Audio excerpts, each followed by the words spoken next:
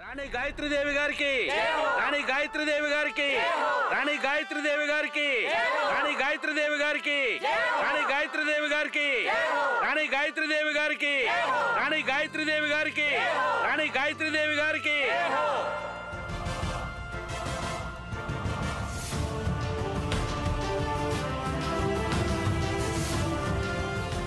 Aamir coat ప్రజలు ఈరోజు మొదటిసారిగా తమ కొత్త రాణి గాయత్రీదేవి తొలి దర్శనానికి ఇక్కడ సమావేశమయ్యారు. నేటి నుంచి 2 నెలల పాటు వారం వారం కానుకలు తీసుకుని ప్రజలు మిమ్మల్ని వచ్చి కలుస్తారు. ఈ రాజ్యానికి కొత్త రాణి పట్ల తమ గౌరవ భావాన్ని చూపించే ఆనవాయితీ ఇది. మీ కానుకలు సమర్పించండి.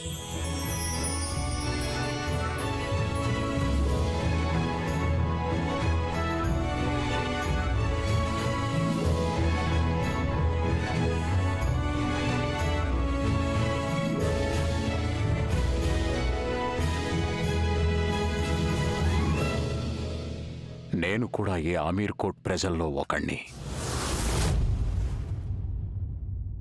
అందుకే ఆమీర్ కోట్ రాణి గారికి ఒకటి చెప్పాలనుకుంటున్నాను.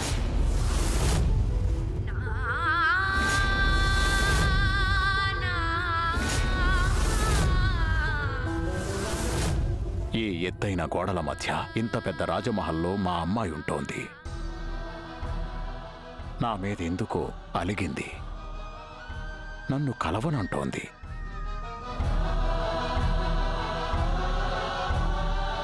ఈ శంఖం నేను ఆమె కోసం తెచ్చాను.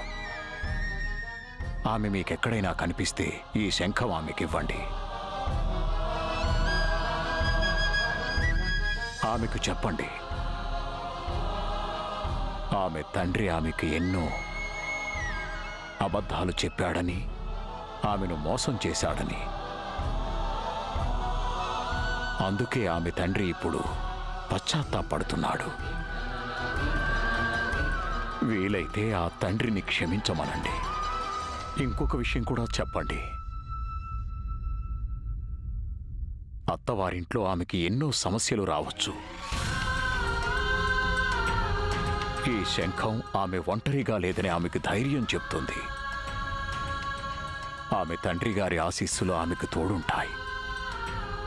భర్త మనసు గెలుచుకోవడానికి ఆమెకు ఓర్పు అవసరం ఉంటుంది. ఈ శంఖం ఆమెకు ఓర్పునిస్తుంది.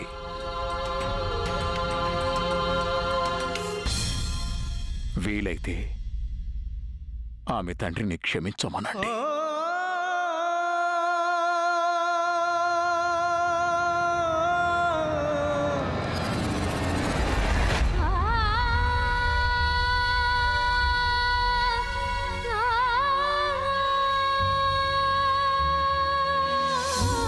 రాణి గాయత్రీదేవి గారికి, రాణి గాయత్రీదేవి గారికి, రాణి గాయత్రీదేవి గారికి, రాణి గాయత్రీదేవి గారికి, రాణి గాయత్రీదేవి గారికి. కిరీటంతో పాటు కళ్ళు నెత్తికెక్కినట్టున్నాయి. మీరు రాణిగారని ఒప్పుకుంటున్నాం. అలా అని మేమేం బికారులం కాదు. ఆ విషయం నాకు తెలుసు మరిది గారు. అందుకే రాజకుటుంబం ఖర్చుతో మద్యం తాగటం మీ ఆత్మగౌరవానికే విరుద్ధం అనుకున్నాను. ఇన్నాళ్ళు రాణాగారు ఏమనుకుంటారోనని మీరీ పద్ధతిని ఆపలేకపోయారు. అందుకే నేనీ నిర్ణయం తీసుకున్నాను. ఈ కళ్ళబొల్లి మాటలతో వాస్తవం ఏమాత్రం మారదు. మీరిదంతా మమ్మల్ని కించపరచడానికే చేస్తున్నారు. రాజావారు, మీరీ ఇంటికి పెద్దలు. మిమ్మల్ని అవమానించాలన్న భావం నాకు కొంచెం కూడా లేదు. కానీ మీరే ఆలోచించండి. విదేశీ మద్యం కొనుక్కుంటే మన వల్ల వాళ్లే లాభపడతారు. ఆ ఆంగ్లేయులు మన ప్రజల నుంచి 3 సుంకాన్ని వసూలు చేస్తున్నారు. ఇలాంటప్పుడు ఆంగ్లేయుల్ని ప్రోత్సహించటం, వారిని మరింత సంపన్నం చేయటం సరైందే అంటారా?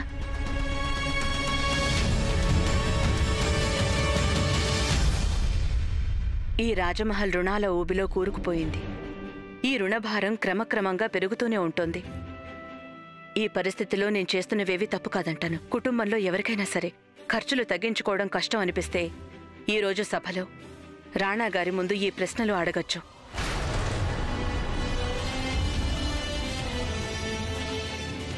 క్షమించండి, నేనిక వెళ్తాను.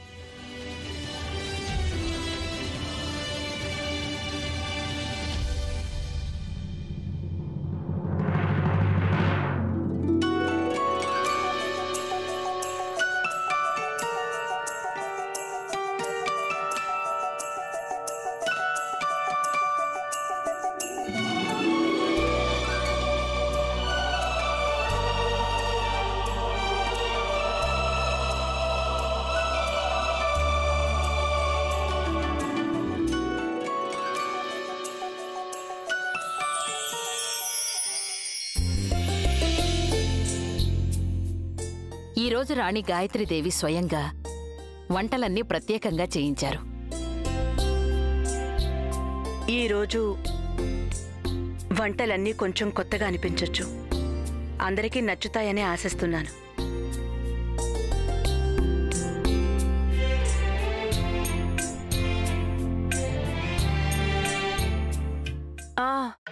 ఏమిటో అన్నీ కొత్తగానే ఉన్నాయి. చిన్నరాణి గారు, తిన్నాక చెప్పండి వంటలు ఎలా ఉన్నాయో. ముందు మీరు తినండి, పెద్దవారు కదా. మీరు చిన్నవారు కదా, ముందు మీరు మింగండి.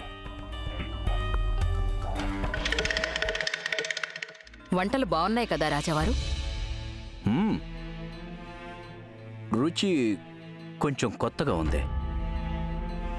వేరుగా కాదు, ఎంతో రుచిగా ఉంది.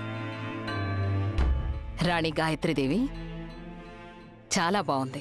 అది ధన్యవాదాలు. నేనిందులో జీలకర్ర పోపు పెట్టాను. సరిగ్గా ఇలాగే మేము మా పుట్టింట్లో కూడా చేసుకుంటాం. బానే ఉంది. మహారాజా, బానే ఉందంటారేంటి? ఈరోజు వంట భలే రుచిగా ఉంది. ఇప్పుడు మాకేమనిపిస్తుందంటే మా కంచంలోదే కాకుండా మిగతా వాళ్ళ కంచంలోది కూడా తినేయాలనిపిస్తోంది. మీకు వంట ఎలా ఉందండి?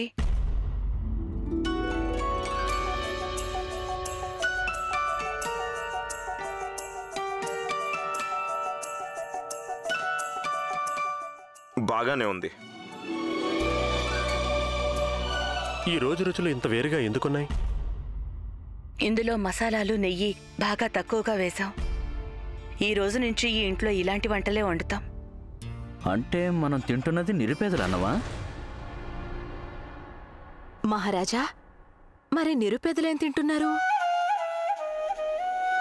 రాజావారు, అన్నానికి పేద గొప్ప అనేది లేదు. తినేవాళ్లు పేదలు, ధనవంతులు కావచ్చు. అయినా ఈ వంటకాలు ఆరోగ్యానికి మంచివి. ఈరోజు వంటలు అందరికీ బాగా నచ్చాయి. అందుకే ఈ రోజు నుంచి ఇలాంటి వంటకాలే చేస్తాం.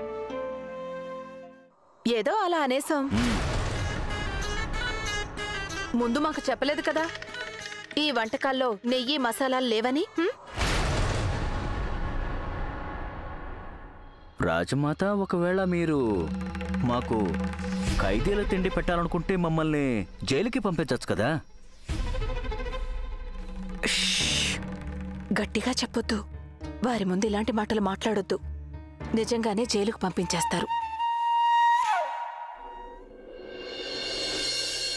కానీ బయట ఎవరికైనా తెలిస్తే రాజమహల్లో ఇలాంటి వంటకాలు వండుతున్నారని ఈ కుటుంబాన్ని హేళన చేయరంటారా? ముందేమో మీరు మా మద్యాన్ని కాలువలో పారబోశారు, ఇప్పుడేమో ఇలాంటి వంట తినమంటున్నారు. మీరు ఇలాంటి వాటికి అనుమతి ఎలా ఇస్తున్నారు రాణా గారు?